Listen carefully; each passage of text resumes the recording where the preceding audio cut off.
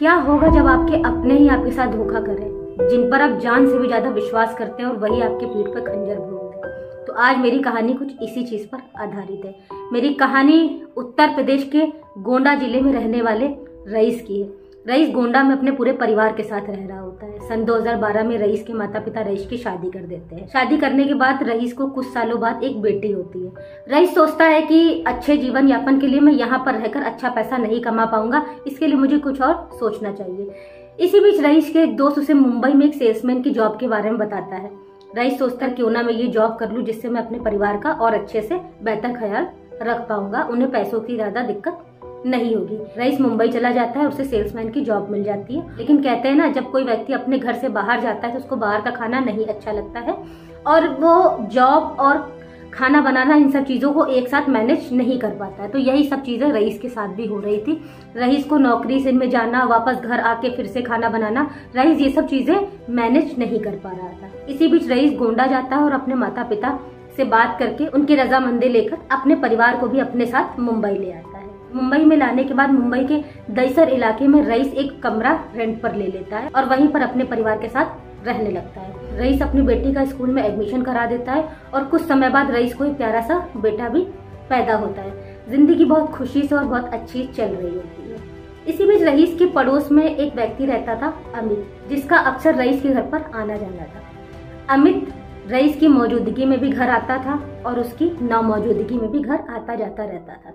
अमित पड़ोसी होने के नाते कई बार रईस और शाहिदा की मदद भी कर दिया करता था। रईस सुबह 10 बजे घर से चला जाता था और शाम को 10 बजे ही घर पर वापस आता था। इसी बीच अमित का शाहिदा के घर पर आना जाना काफी ज्यादा बढ़ गया था। अमित का बार बार घर आने की वजह से अमित और शाहिदा में नजदीकियां पैदा हो जाती है और वो नजदीकियां कब प्यार में बदल जाती है वो दोनों इस बात को नहीं समझ पाते हैं। अमित का बार बार घर पर आना उसके पड़ोसियों को अखड़ने लगा था। इसी बीच क्या होता है कि उसके पड़ोसी रईस से कहते हैं कि जब तुम चले जाते हो काम पर तो अमित बार बार अक्सर तुम्हारे घर आया करता है। तो जैसे ही ये बात रईस को पता चलता है तो रईस शाहिदा को समझाता है और कहता है कि अमित का बार बार हमारे घर आना सही नहीं है। आस पड़ोस के लोग देखेंगे तो तुम्हारे ही चरित्र पर शक करेंगे। तो उस समय तो शाहिदा मान जाती है और वह कहती है कि ठीक है, आज के बाद मैं अमित से कभी नहीं मिलूंगी और आज के बाद आपको ऐसी शिकायत नहीं मिलेगी। एक दिन रईस हमेशा की तरह घर से काम के लिए निकलता है, लेकिन अपने शक के चलते रईस अपने मालिक से जल्दी छुट्टी लेकर घर चला आता है। घर आने के बाद वह शाहिदा और अमित को आपत्तिजनक हालत में देखता है और उस दिन के बाद से रईस को कोई नहीं देखता है। एक दिन बीत जाते हैं, 2 दिन बीत जाते हैं, 3 दिन बीत जाते हैं। अब सब परेशान होने लगते हैं और शाहिदा भी रईस की तलाश शुरू कर देती है। इसी बीच शाहिदा अपने ससुराल में भी फोन कर बताती है कि रईस कहीं गुस्से में चले गए हैं और वो 3-4 दिन हो गए घर वापस नहीं आए। शाहिदा नजदीक के ही दहिसर पुलिस स्टेशन में रईस के गायब हो जाने की गुमशुदगी की रिपोर्ट लिखवाती है और पुलिस भी अपनी पूछताछ शुरू कर देती है। रईस के माता पिता भी बहुत परेशान हो रहे होते हैं। वो अपने बड़े बेटे अनीश को भी शहर मुंबई में भेज देते हैं रईस को ढूंढने के लिए। अनीश घर आता है और वो भी रईस की तलाश शुरू कर देता है और रईस के कई दोस्तों से मिला और रईस जहाँ काम करता था वहां पर भी गया। उनसे पूछताछ करने के बाद पता चला कि उन्होंने भी रईस को 3-4 दिनों से नहीं देखा है। अनीश रईस की हर जगह पर तलाश करता है पर रईस की कोई भी खबर नहीं मिलती है।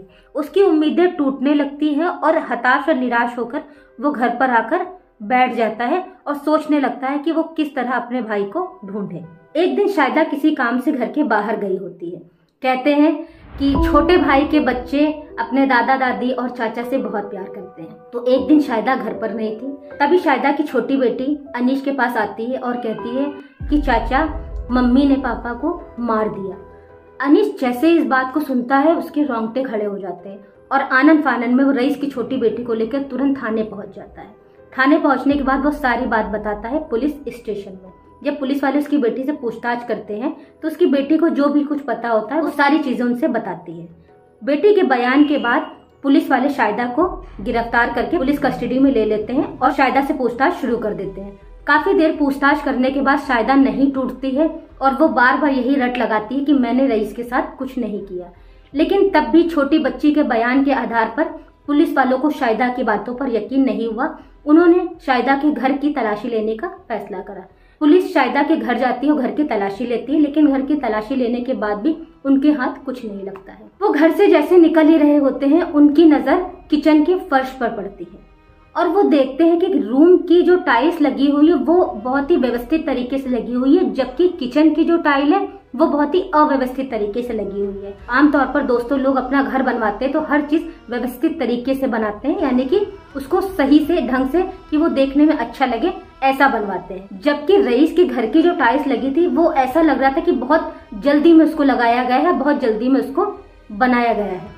तो पुलिस को कुछ शक होता है और पुलिस कुछ खुदाई वालों को बुलवाकर वहां पर खुदाई शुरू करवा देती है। खुदाई करवाने के कुछ घंटों बाद पुलिस को एक लाश का टुकड़ा मिलता है। टुकड़ा मिलने के बाद पुलिस और जगहों पर खुदाई करती है। इसी तरह एक एक कर पूरी लाश के टुकड़े, चारों टुकड़े मिल जाते हैं और पूरी लाश तैयार हो जाती है। लाश के टुकड़े मिलने के बाद वहां पर मौजूद सभी लोग उस मंजर को देखकर सहम जाते हैं। अब दोस्तों हम थोड़ा सा बैक में जाते हैं। जब 21 मई 2021 को रईस अपने मालिक से किसी जरूरी काम की छुट्टी लेकर जल्दी घर वापस आता है, तब वह अमित और शायदा को आपत्तिजनक हालत में जैसे ही देखता है वह उनके ऊपर बहुत गुस्सा होता है। शायदा ने रईस को मारने की तैयारी पहले से ही कर रखी थी। उसको पता था कि एक दिन ये होना ही है, उसे अमित और उसके प्यार के बारे में रईस को पता जरूर चल जाएगा। तो शायदा ने इस मर्डर की तैयारी पहले से ही कर रखी थी। शायदा ने रईस से कई दिनों पहले से ही कह रखा था कि किचन की टाइल सही नहीं, इसको सही करवा दे। तो रईस ने भी मोरंग, सीमेंट, बालू, टाइल लगाने का सारा सामान पहले से ही घर पर लाकर रख दिया था। ये सब शायदा ने एक प्लान के तहत करवाया था। शायदा चाकू उठाती है और रईस के पेट में घोंक के उसको मार देती है। जब वह रईस के टुकड़े कर रही होती है तभी दोनों बच्चे बाहर खेल रहे होते हैं और उसमें से उसकी बेटी घर के अंदर आ जाती है। माँ के हाथ में चाकू देखकर बेटी एकदम सहम जाती है। तभी शायदा अपनी बेटी के पास आती है और कहती है कि अगर तुमने इस चीज के बारे में किसी को बताया तो जो हशर तुम्हारे बाप का किया है वही हशर तुम्हारा भी करूंगी। 6 साल की बच्ची, नॉर्मल सी बात है, एकदम सहम जाएगी। वो बच्ची बहुत ज्यादा डर गई। शायदा क्या करती है, दोनों बच्चों को कमरे में बंद कर देती है। लाश लंबी होती है, उसका किचन छोटा होता है। किचन में ना आ पाने की वजह से शायदा लाश के टुकड़े करके उसको 4 भागों में विभक्त करके किचन में ही गाड़ कर उस पर टाइल्स लगा देती है। हालांकि शायदा और अमित को गिरफ्तार करके जेल भेज दिया गया है, लेकिन इस कहानी का एक और निष्कर्ष निकल सकता था कि अगर शायदा को अमित से प्यार था तो अमित और शायदा अलग जाकर अपनी दुनिया बसा सकते थे। शायदा ने एक परिवार को बर्बाद कर दिया, एक बच्चों से उसका बचपन छीन लिया। इसमें एक बहुत अच्छी चीज ये रही कि शायदा ने अपनी बेटी की जान बख्श दी, क्योंकि जिस समय उसके ऊपर खून सवार था, जैसे उसने अपने पति के टुकड़े किए, उसी समय शायदा अपनी बच्ची का भी कत्ल कर सकती थी। वो तो उसकी किस्मत अच्छी थी कि वो मासूम बच गई। अब शायदा के बच्चे अपने दादा दादी के पास में है और शायदा जेल में है। तो दोस्तों ये कहानी आपको कैसे लगी हमें कमेंट सेक्शन में लिख के जरूर बताएं। नमस्कार।